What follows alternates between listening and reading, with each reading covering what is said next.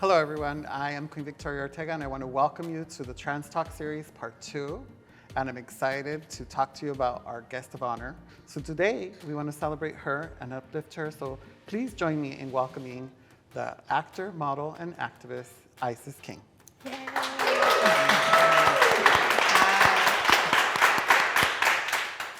Quite a time ago when you were the first out trans contestant in America's Next Top Model.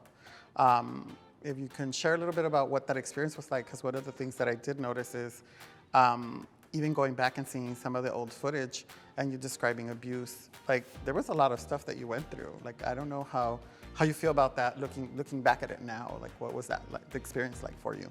It's hard looking back at it, but the thing is, a lot of the stuff that the girl said wasn't to my face.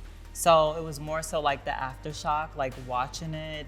And I know like there's editing, and since then, pretty much all the girls who made it in the house have apologized.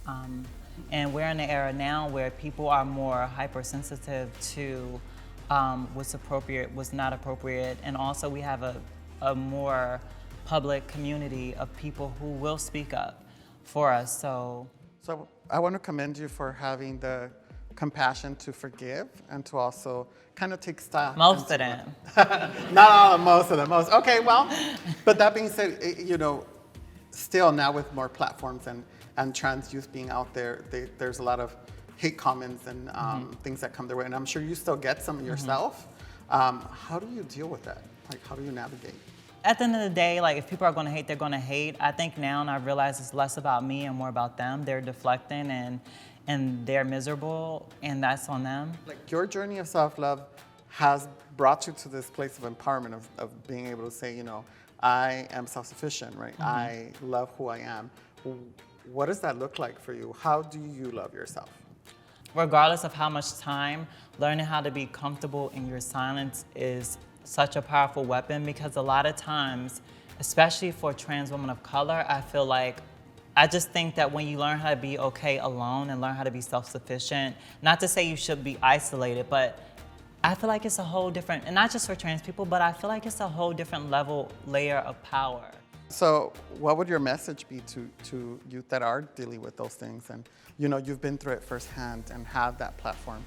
And more of our non-binary and trans youth are having those platforms. Yeah.